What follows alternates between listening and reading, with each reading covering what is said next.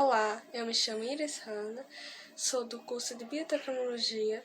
Vou apresentar esse vídeo para a turma geral de Química do período 24.1. Agora irei apresentar sobre forma espacial molecular e a polaridade molecular. Primeiro, irei falar da geometria molecular.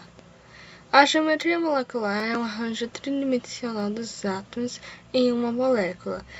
A geometria de uma molécula afeta muitas de suas propriedades físicas e químicas, como os pontos de fusão e de ebulição, a densidade e o tipo de reação de que as moléculas participam. Em geral, os comprimentos de ligação e ângulos entre ligações têm de ser determinado experimentalmente. Contudo, existe um método simples para prever com considerável sucesso a geometria global de uma molécula ou íon. Se soubermos o número de elétrons ao redor do átomo central de sua estrutura de líneas, a geometria molecular acaba por dotar, definida pelas posições de todos os átomos, é aquela que minimiza esta repulsão. Esta abordagem ao estudo de geometria molecular é designada por modelo de repulsão dos pares elétrons da camada de valência, também conhecido como RPECV.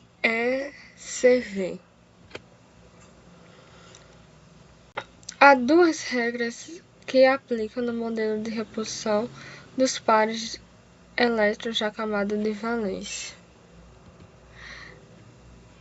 A repulsão, no que se diz a respeito da repulsão entre pares de elétrons, as ligações duplas triplas podem ser tratadas como se fossem ligações simples entre os átomos vizinhos.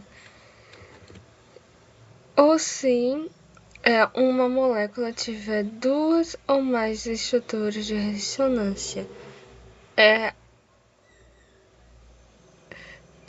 utilizado esse modelo para permitir a geometria molecular e dos íons de modo sistemático. Na primeira regra, é como se fosse aqui, que por exemplo, como essa do carro, essa daqui primeiro. Se o carbono tiver a ligação entre duas ligações de ambos os lados, ficará desse jeito. Mas se fosse apenas só um tipo de ligação, poderia acontecer que ocorresse uma angulação, como mostra nessa imagem aqui, ou se for linear, se tivesse mais dois átomos de hidrogênio. Já na segunda regra de ressonância, tem como exemplo o anel benzênico, e que ele se estrutura, tem esse formato em hexágono, e você pode ver que a dupla ligação fica alterando em cada lado, e não é obrigatoriamente ficar exatamente em cada lado, sendo que sempre tem que haver um espaço entre as duplas ligações, tem que ser dupla ligação, simples ligação, dupla ligação, simples ligação. Por isso que tem muitos livros que tratam o anel benzênico como se fosse um hexágono com um círculo no meio.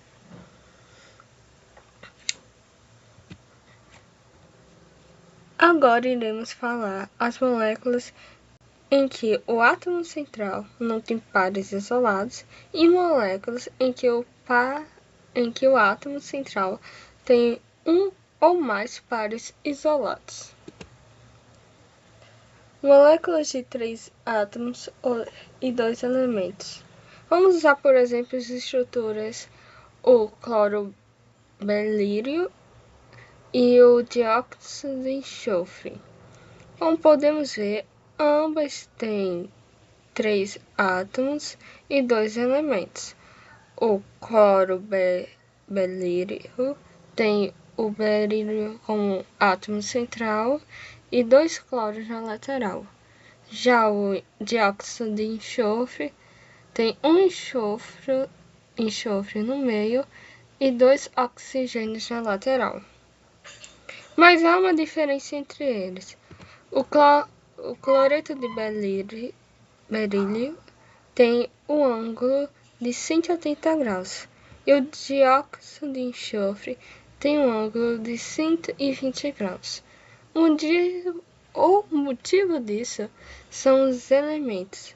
Veja bem, quando os átomos se juntam para formar molécula, pois eles querem chegar até 8 elétrons na camada de valência. Ou seja, se um elétron tem 7 elétrons na sua camada de valência, ele se juntar-se-ia ao elemento de um elétron, é claro, na sua camada de valência.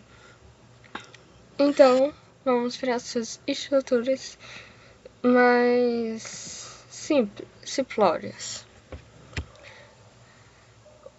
A estrutura cloreto de berílio possui os elementos o berílio e o cloro. O berílio tem 2 elétrons na sua camada de valência e o cloro tem 7 elétrons na camada de valência. Assim vão compartilhar 2 elétrons. Um elétron do berílio para o cloro à esquerda e um elétron do berílio, um cloro à direita. Veja que não sobrou nenhum elétron nem na parte de cima e nem na parte de baixo.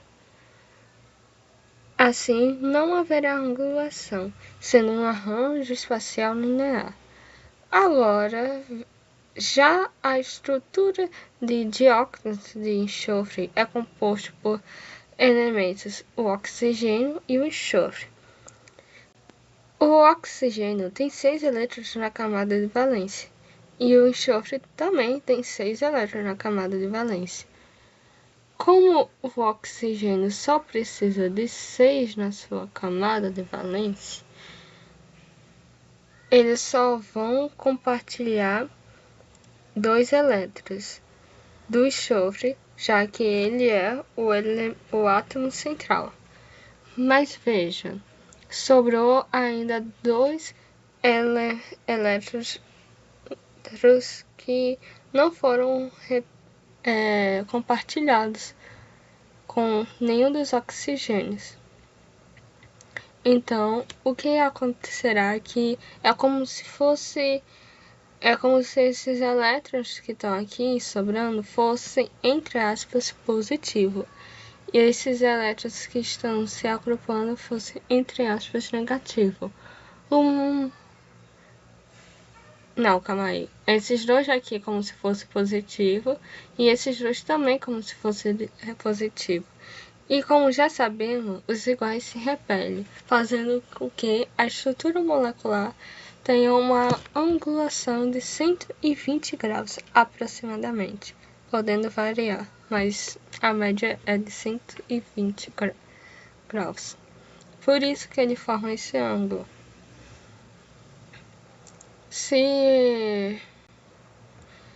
Como o oxigênio sempre vai precisar de mais 2 elétrons para serem compartilhados, então sempre vai haver essa angulação quando dois oxigênios se encontram com um enxofre, mesmo se agruparem com outros tipos de substância. Agora, para a segunda parte, irei falar da polaridade molecular. A polaridade... Mas antes, eu vou falar o que é polar e apolar.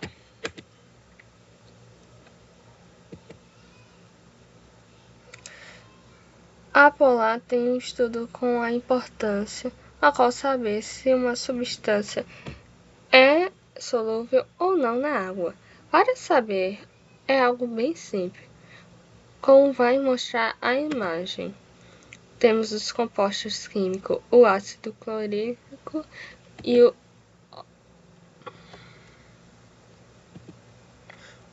oxigênio e o dióxido de oxigênio. Como o slide já pode dar um spoiler, o ácido clorídrico vai ser polar. Mas o porquê disso? Bom, o ácido clorídrico tem 2 átomos e 2 elementos, sendo eles o cloro e oxigênio. Por serem elementos distintos e diferentes entre si, têm eletronegatividades diferentes, por causa da camada de valência, que eu já expliquei. Já que o hidrogênio tem um elétron e, no entanto, o cloro tem 7 elétrons, assim, o elétron de hidrogênio terá a tendência de ser atraído, como mostra aqui, ele sendo atraído pelos elétrons do cloro, deixando o hidrogênio positivo, por isso esse símbolo, e o cloro negativo, tornando assim a reação polar, significando que ele é solúvel em água, por causa dessa desigualdade. Porque aqui perde um, quando fica mais ele perde um elétron, e quando fica menos ele ganha um elétron. Já o dióxido de oxigênio tem 2 elementos, tem 2 elétrons e apenas um elemento, que é o oxigênio.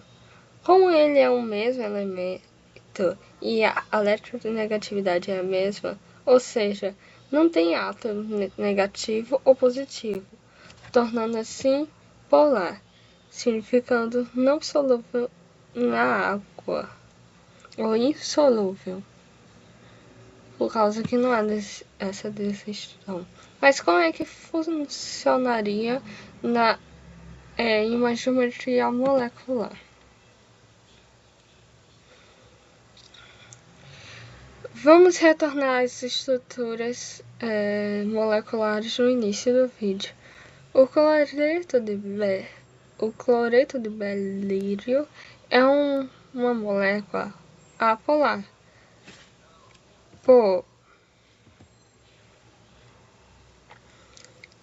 pois os seus elétrons têm a tendência de serem atraídos